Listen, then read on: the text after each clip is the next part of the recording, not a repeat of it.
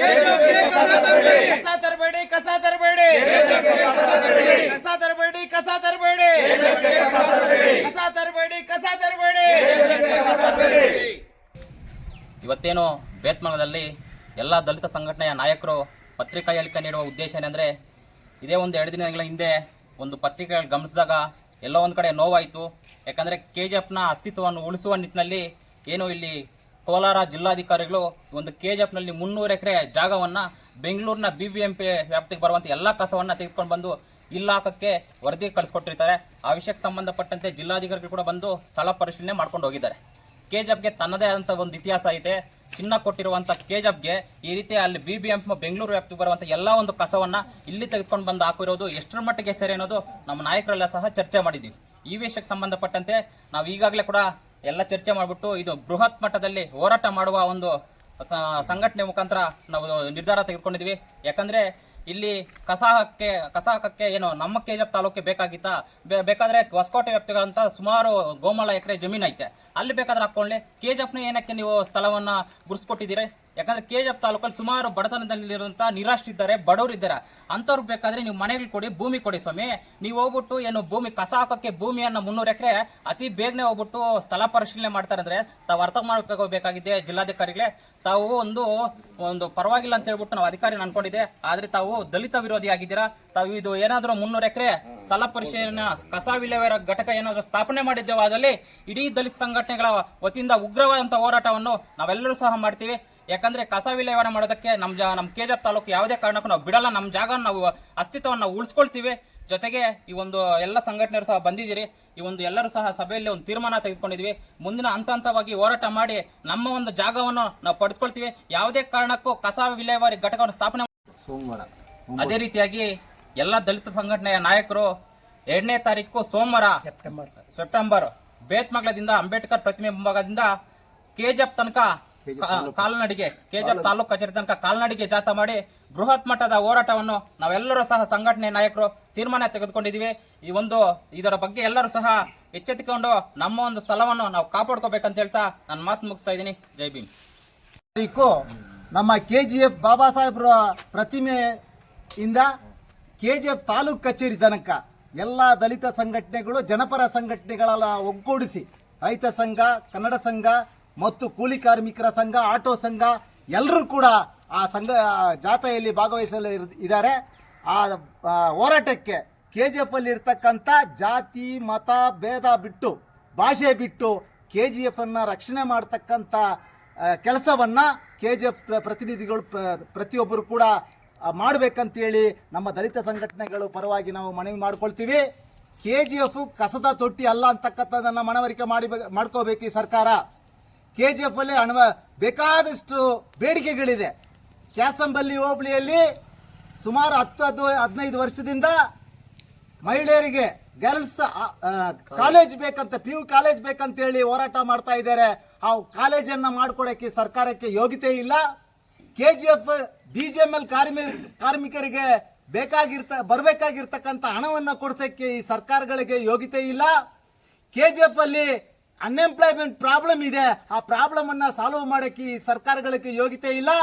ದಿನನಿತ್ಯ 20,000 ಜನ ಬೆಂಗಳೂರಿಗೆ ಡೈಲಿ ಟ್ರಾವೆಲ್ 10,000 15,000 ಸಂಬಳಕ್ಕೆ ಡಬಲ್ ಡಿಗ್ರಿ ಓದಿರ್ತಕ್ಕಂಥ ವಿದ್ಯಾರ್ಥಿಗಳು ಕೆಲಸ ಇಲ್ಲದೆ ಬೆಂಗಳೂರಿಗೆ ಡೈಲಿ ಟ್ರಾವೆಲ್ ಮಾಡ್ತಾ ಇದ್ದಾರೆ.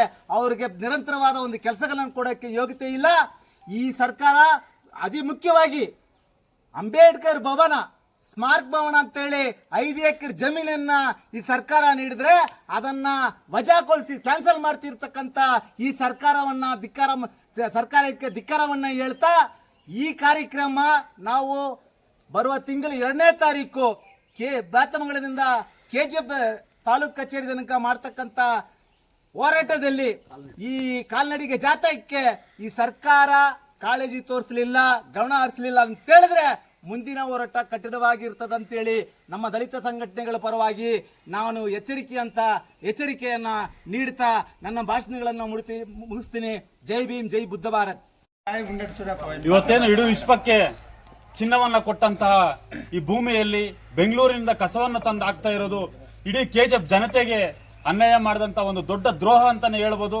ಯಾಕಂತಂದ್ರೆ ಇವತ್ತು ಭಾರತ ದೇಶದಲ್ಲಿ ಸಾಕಷ್ಟು ಒಂದು ಸಂಪತ್ತನ್ನ ಕೊಟ್ಟಂತದ್ದು, ಭಾರತ ದೇಶದ ಅಭಿವೃದ್ಧಿಗೆ ಕಾರಣವಾದಂತ ಈ ಭೂಮಿ ಮೇಲೆ ಇವತ್ತು ಕಸವನ್ನ ಹಾಕ್ತಾ ಇರೋದು ನಿಜಕ್ಕೂ ಕೂಡ ಅನ್ಯಾಯ. ಆದ್ರಿಂದ ಬಂಧುಗಳೇ, ಏನು ಕೆಜೆಪ್ ಅಂತಂದ್ರೆ KJP is a gold bin, not a dust bin ಅಂತ ನಾನು ಹೇಳಕ್ ಇಷ್ಟಪಡ್ತೀನಿ ಬಂಧುಗಳೇ. ಇವತ್ತೇನು ಜಿಲ್ಲಾಧಿಕಾರಿಗಳು ಬಂದು 300 ಎಕರೆ ಜಮೀನನ್ನ ಗುರುತಿಸಿ ಬೆಂಗಳೂರಿನಿಂದ BBMP ಕಸವನ್ನ ತಂದು ಇಲ್ಲಿ ಹಾಕೋದಕ್ಕೆ ನಾವೇನು ಕೆಜೆಪ್ ಜನ ಏನಾದ್ರು ಕೊಳಚೆ ಜನ ಅನ್ಕೊಂಡಿದ್ದೀರವ, ಅಥವಾ ನಿಮ್ಗೆ ಯಾವ ರೀತಿ ಕಾಣಿಸ್ತಾ ಇದೀವಿ ಅನ್ನೋದನ್ನ ನಾವು ಪ್ರಶ್ನೆ ಮಾಡಬೇಕಾಗುತ್ತೆ ಬಂಧುಗಳೇ. ಆ ಒಂದು ನಿಟ್ಟಿನಲ್ಲಿ ಇವತ್ತು ನಾವು ಕೆಜೆಪ್ ಜನತೆಯ ಪರವಾಗಿ ಈ ದಲಿತ ಸಂಘಟನೆಗಳೆಲ್ಲರೂ ಕೂಡ, ಎಲ್ಲಾ ದಲಿತ ಸಂಘಟನೆಗಳು ನಾಯಕರು ಕೂಡ ಸೇರಿ ನಾವು ಇದೇ ಏನು ಸೆಪ್ಟೆಂಬರ್ 2ನೇ ತಾರೀಕು ಬೇತ್ಮಂಗ್ಲ ಬಾಬಾ ಸಾಹೇಬ್ ಅಂಬೇಡ್ಕರ್ ಅವರ ಸ್ಟ್ಯಾಚ್ಯೂ ಇಂದ ಕೆಜೆಪ್ ತಾಲೂಕು ಆಫೀಸ್ ವರೆಗೂ ಕೂಡ ನಾವು ಬೃಹತ್ ಕಾಲ್ನಡಿಗೆ ಜಾಥವನ್ನ ಹಮ್ಮಿಕೊಂಡಿರ್ತೇವೆ ಬಂಧುಗಳೇ. ಇದು ಕೇವಲ ದಲಿತ ಸಂಘಟನೆಗಳ ಸಮಸ್ಯೆ ಮಾತ್ರ ಅಲ್ಲ, ಕೆಜೆಪ್ ಜನತೆಯ ಸಮಸ್ಯೆ ಇದು.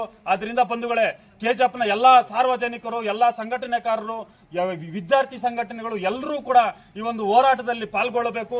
ನಮ್ಮ ಕೆಜೆಪ್ ಅನ್ನ ಸುರಕ್ಷಿತ ಪ್ರದೇಶವನ್ನಾಗಿ ನಾವು ಇಟ್ಕೋಬೇಕಂತಂದ್ರೆ ನಾವೆಲ್ಲರೂ ಕೂಡ ಒಗ್ಗಟ್ಟಿನಿಂದ ಈ ಹೋರಾಟವನ್ನು ಮಾಡಬೇಕಾಗತ್ತೆ ಬಂಧುಗಳೇ. ಈ ಹಿಂದೆ ಕೂಡ ಕೆಜೆಪ್ಗೆ ಕುಡಂ ಅನ್ನೋ ಒಂದು ಇದನ್ನ ತರಬೇಕಂತ ಇದು ಮಾಡಿದ್ರು. ಅದ್ರ ಜೊತೆಗೆ SPFS ಅನ್ನ ಕೂಡ ಏನು ಕ್ಯಾನ್ಸಲ್ ಮಾಡ್ಬೇಕಂತ ಒಂದು ಇದು ಆರ್ಡರ್ ಮಾಡಿದ್ರು.